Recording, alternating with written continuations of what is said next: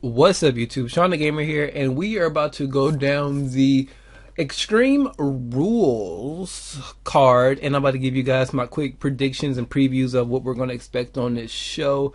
It's going to be a really decent show, to be honest. It's going to be a really, really good show. The card, honestly, almost looks better than the WrestleMania card. Well, not really. It looks as good as like a top pay-per-view card. This is like it could be a very good SummerSlam card. And I'm sitting here looking at it. But let's go down this list. Starting from the pre-show match, it's going to be Dolph Ziggler versus Baron Corbin. No disqualifications.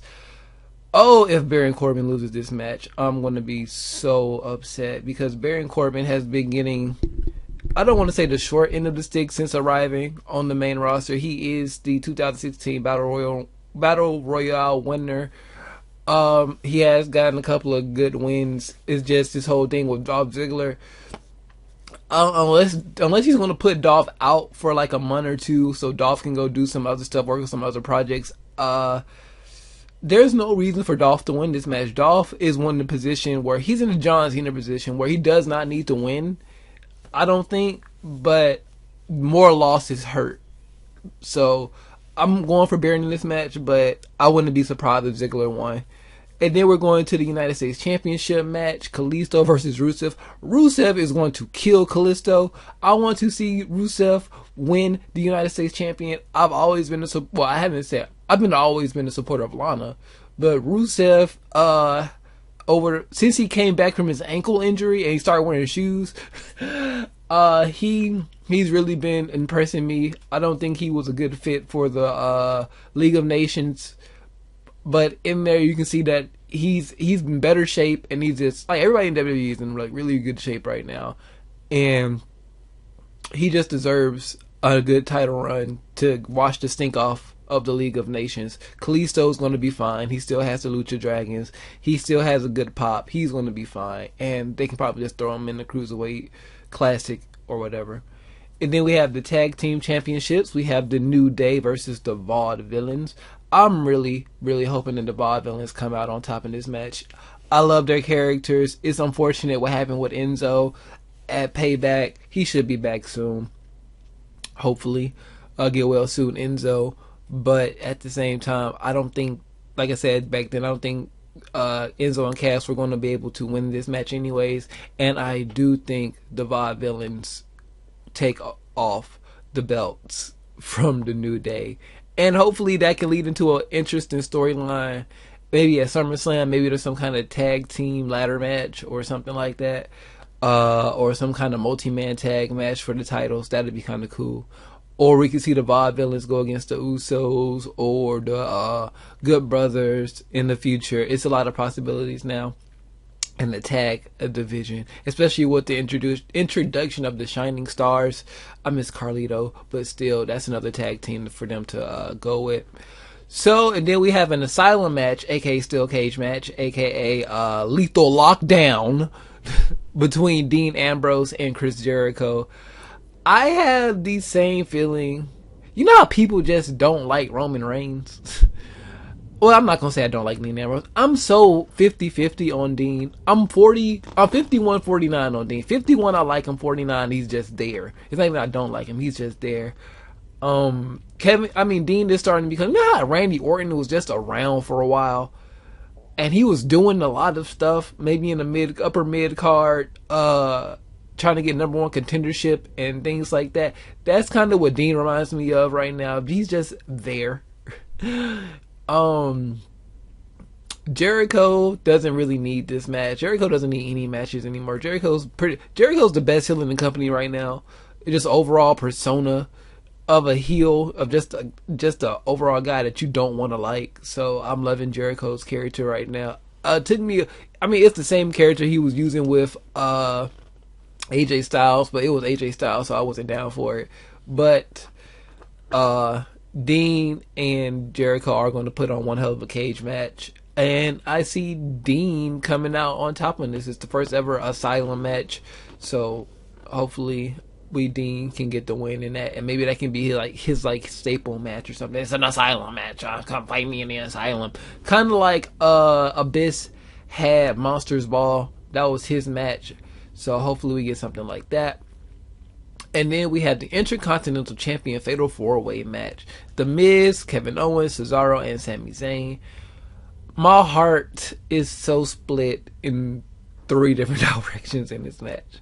Because Cesaro's not going to win, because Cesaro's still on shoulder check. Kevin Owens has a strong possibility to win because he's been screwed over. Sami Zayn is a crowd favorite, and The Miz is a sleeper in the business, period. You guys have to start giving The Miz the credit he deserves. The Miz is the heel in this situation because, for all intents and purposes, Kevin Owens is a face or a good tweener. So Kevin Owens has really, you know how I kind of described Dean Ambrose as that Randy Orton? Nope, it's Kevin Owens. Kevin Owens is that that Randy Orton type persona right now. And that matching, I don't know. I want The Miz to retain. I want The Miz to have at least a healthy stint as champion, a couple of months. I call that healthy, you know, like boop, boop, boop, boop, you know. And then somebody can take it off of him in the future. Maybe John Cena or somebody. Or bring, I don't know, or Corbin can beat The Miz for the title. That'd be nice. But this match can go either way. I'm just going to pull for The Miz if I had to make a safe choice. Because when you look at it, it's 2 heels, 2 faces. And there's really 2 heels, a tweener, Cesaro, and a face. The Miz, Kevin Owens, Sami Zayn, Cesaro. Cesaro's hurt. Sami Zayn is going to get cheered no matter what, so he doesn't really need a belt.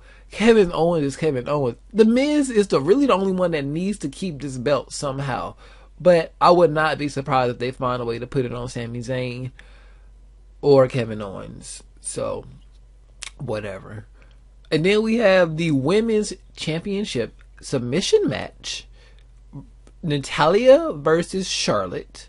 Ric Flair is banned from ringside, and if he even thinks about coming out the gorilla press position, Charlotte loses the damn title regardless. I'm recording this the 17th of the 5th month, January, February,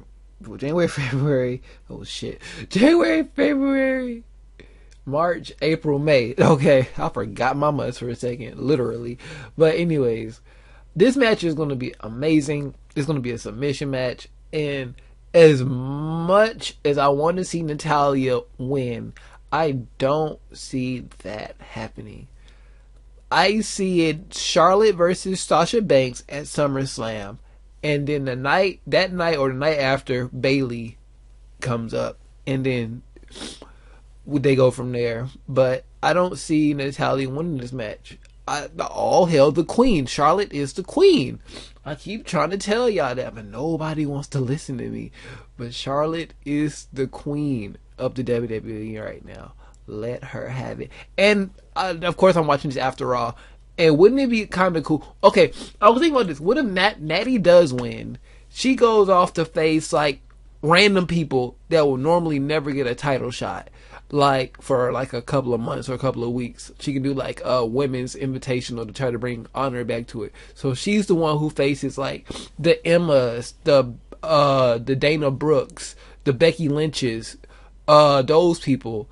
And then it'll lead up into maybe Natty versus Sasha Banks at SummerSlam, and then you can have Charlotte versus Stephanie McMahon, you know, over that little interaction with her father. Or we're gonna have like, I know this is all leading back to Triple H versus Shane, but I don't know. I would like to see a Charlotte versus Stephanie McMahon match at SummerSlam. Don't ask me why. I just think the story is kind of there now. But I know this is all leading into Triple H coming back and say, hey, what are you doing? You aren't doing all my work I've done.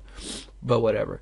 And then last but not least, Roman Reigns versus AJ Styles in the Extreme Rules match. Boy, oh boy, do I have to know. I have to do another video today talking about Roman Reigns, the rise, fall, and rebuild of Roman Reigns. Boy, oh boy, let me tell you, I am loving this bloodline versus club stuff.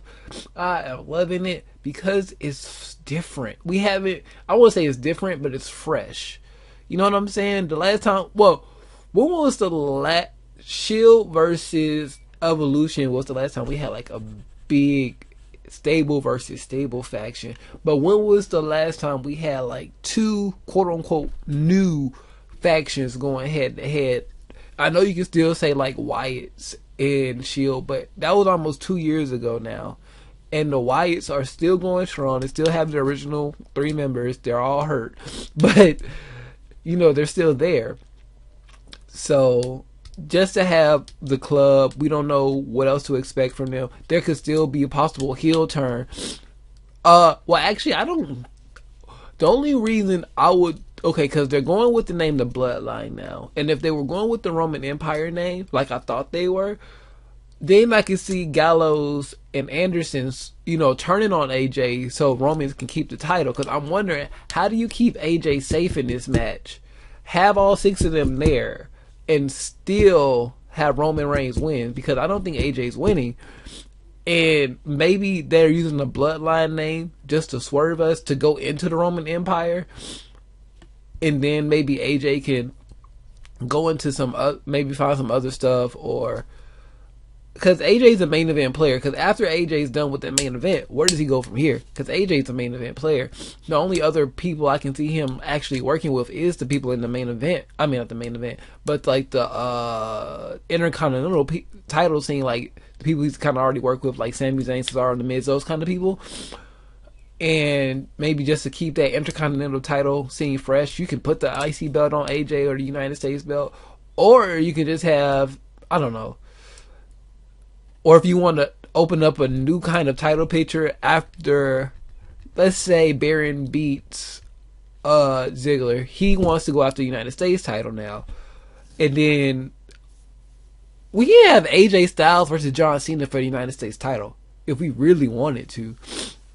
And let me break it down to you like this. If John Cena comes back Memorial Day, obviously.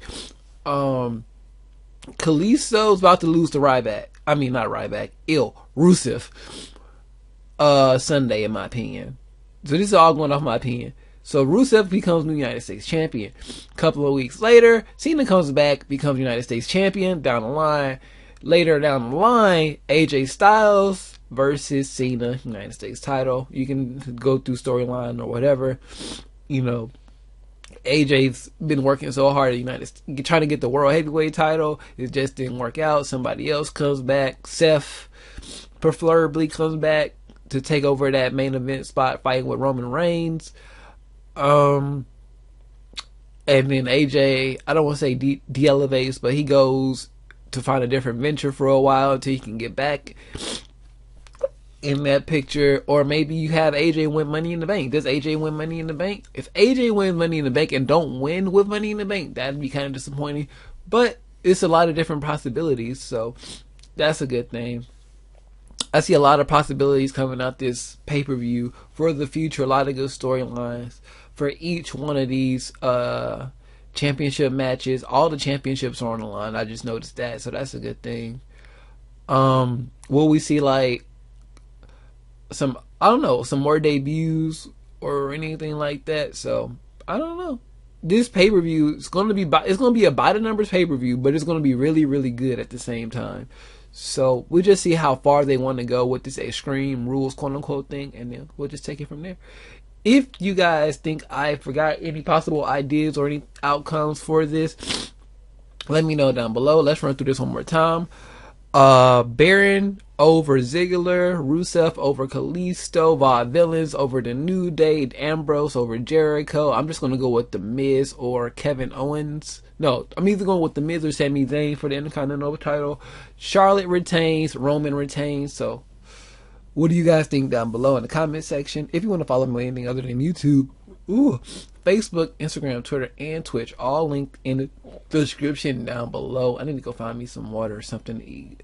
So, like I said, follow me on all that.